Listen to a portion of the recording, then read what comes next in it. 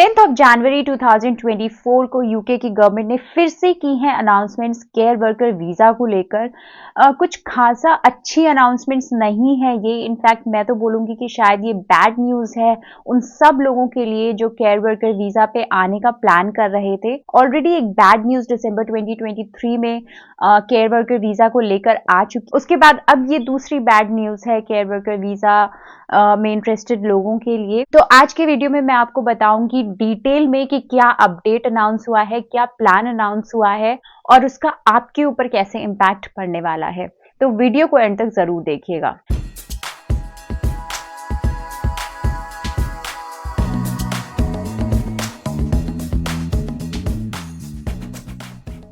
Hello and welcome back to my channel Indian couple in England. मैं हूं ट्विंकल और मैं वीडियोस बनाती हूं यूके वीजा, यूके इमिग्रेशन और यूके लाइफस्टाइल रिलेटेड। तो अगर आप इन सब टॉपिक्स में इंटरेस्टेड हैं तो हमारे चैनल को सब्सक्राइब करना मत भूलिएगा। तो जैसा कि आप लोगों को पता है कि दिसंबर 2023 में यूके की गवर्नमेंट ने काफी मेजर अपडेट्स अनाउंस किए थे केयर वर्कर वीजा को लेकर। उस अपडेट के अकॉर्डिंग अब आप अपने डिपेंडेंट्स को केयर वर्कर वीजा पे यूके में नहीं ला सकते हो। ये ऑलरेडी एक बहुत ही खराब न्यूज थी जिससे बहुत सारे लोग शॉक थे, बहुत सारे लोगों के प्लान्स खराब हो गए। दूसरी बड़ी अपडेट आ गई है केयर वर्कर वीजा को लेकर।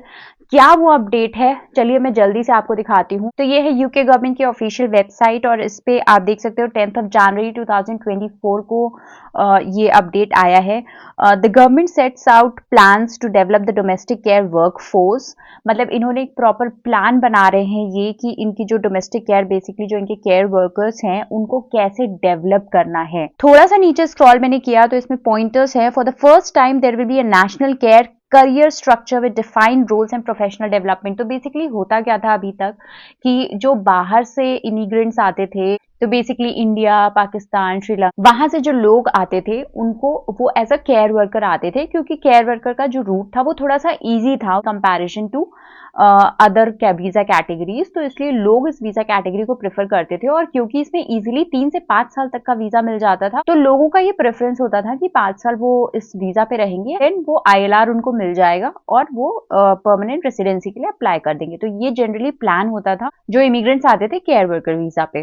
तो अभी तक कोई भी एक प्रॉपर स्ट्रक्चर नहीं था केयर वर्कर के प्रोफेशन में यूके में, क्योंकि इनके पास स्टाफ की शॉर्टेज थी। तो ये बाहर से लोगों को बुला लेते थे और जो बाहर से लोग आते थे उनको क्योंकि यूके आना होता था तो वो फ्रीली यहाँ पे आके रहते थे, काम करते थे, पैसे कमाते थे, अपने डिपेंडेंट्स को बुलाते थे। बट क्योंकि अभी इमिग्रेशन को थोड़ा कर्व करने के लिए इन्होंने केयर वर्कर के लिए रूल्स थोड़े से स्ट्रिक्ट कर दिए थे। लेकिन इस सेकेंड अपडेट के बाद आपको ये समझ में आ रहा होगा कि अब ये पूरा एक प्रॉपर स्ट्रक्चर बना रहे हैं केयर वर्कर का। पूरा जो मॉडल था अभी तक केयर वर्कर का, उसको पूरा ये रिफॉर्म कर देंगे। Funding for hundreds of apprenticeships and digital training to embrace the latest technology also included.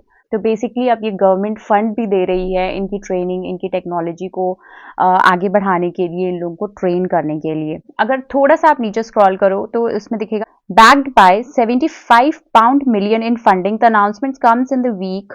Government also started the second phase of Made with Care recruitment campaign aimed at getting more people in the UK to consider a rewarding career in care.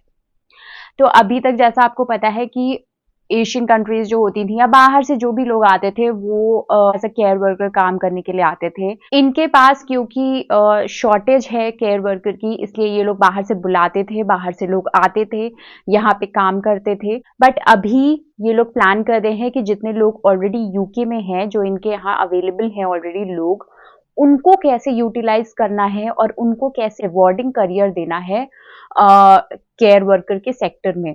तो उसके लिए ये सारा ये लोग जो plan है वो बना रहे हैं। उसमें फंडिंग भी बहुत सारा गवर्नमेंट दे रही है, बहुत सारी आपको फ्री में एजुकेशन दी जाएगी। तो बेसिकली ये एक बहुत बड़ा प्लान है यूके में ऑलरेडी एग्जिस्टिंग लोगों को अट्रैक्ट करने का केयर वर्कर के सेक्टर में काम करने के लिए। इस अपडेट का लिंक मैं आपको डिस्क्रिप्शन बॉक्स में दे दूंगी, तो आप ये पूरी अपडेट पढ़ सकते हो, इस पूरी अपडेट को समझ सकते हो। बट इस अपडेट का मेन कंक्लूजन ये है कि बाहर से केयर वर्कर को बुलाने के बजाय जो ऑलरेडी यूके में है उनको ही केयर वर्कर के प्रोफेशन में इन्वॉल्व किया जाए, उनको कुछ ऐसा किया जाए जिससे वो लोग अट्रैक्ट हों।